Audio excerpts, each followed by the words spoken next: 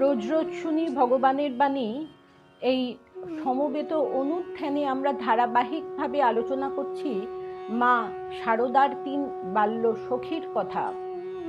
আমরা আগের পর্বে আলোচনা করেছি, আগের ২টি পর্বে মায়ের বাল্য সখী অঘোরমণি দেবী এবং শৌখুনি দেবীর সম্বন্ধে। আজ আমরা আলোচনা করব ভাবিনী দেবীর সম্বন্ধে। শ্রী শ্রী মায়ের জ্ঞাতি কাকা হারাধন মুখোপাধ্যায় ও দুর্গামণি দেবীর ২ কন্যা শিবানী ও ভাবিনী। শিবানীর বিয়ে হয়েছিল পুকুরিয়া গ্রামে ঘোষাল পরিবারে।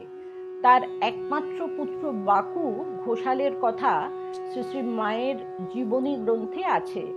বাকু প্রখ্যাত রামায়ণ গায়ক। তার রামায়ণ গানের দল ছিল, বিভিন্ন জায়গায় গান গাইবার জন্যে ডাক পেতেন। বাল্যকালেই তিনি জননীকে হারান এবং মাতুলালয়ে প্রায়ই আসতেন এবং থাকতেন। ভাবিনী দেবী তার আপন মাসি। শ্রী শ্রী মা সম্পর্কে বাঁকুর মাসিমা হতেন।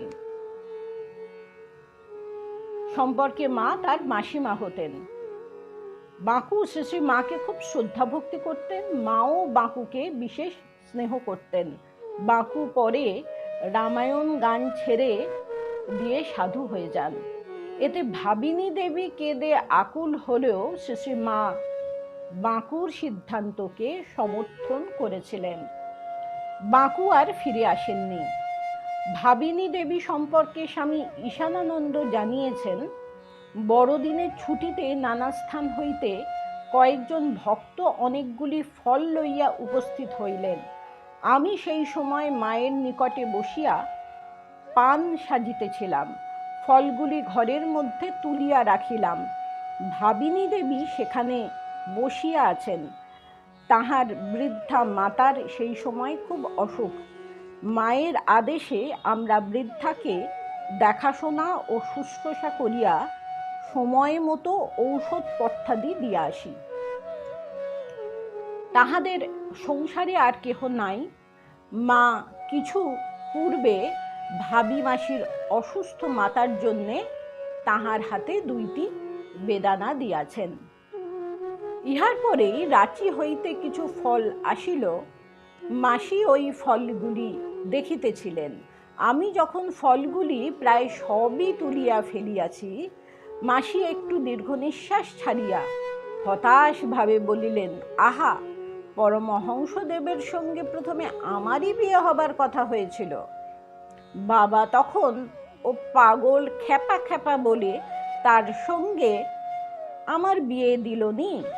সেই বিয়ে হলে আজ এসব জিনিস আমারই ঘরে আসতো। অপরের মুখ চেয়ে থাকতে হতো নি, বরং আমি কত লোককে বিলতাম। এই কথা শুনিয়া বাড়ি শুদ্ধ আমরা সকলে হাসিয়া উঠিলাম।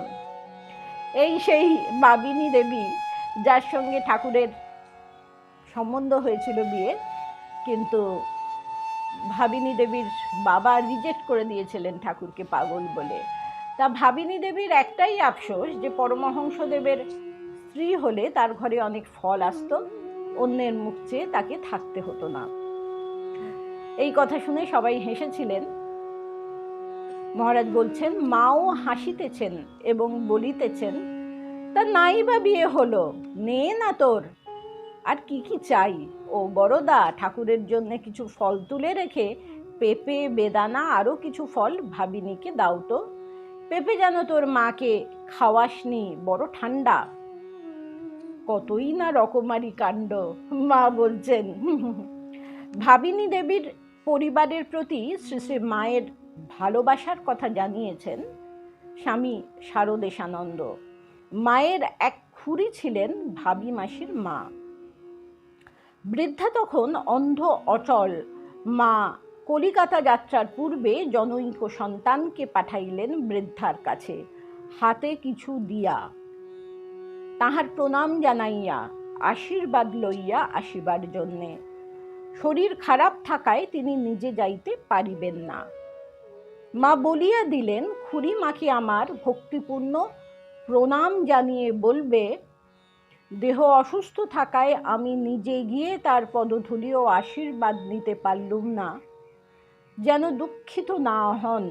অপরাধ ক্ষমা করে আশীর্বাদ করেন। এই হচ্ছে প্রকৃত দীনতা। মা জগৎকে শিক্ষা দিচ্ছেন যে বড়দের কিভাবে শ্রদ্ধা ভক্তি করতে হয়। আবার আমরা পরের পর্বে আলোচনা করব। নমস্কার।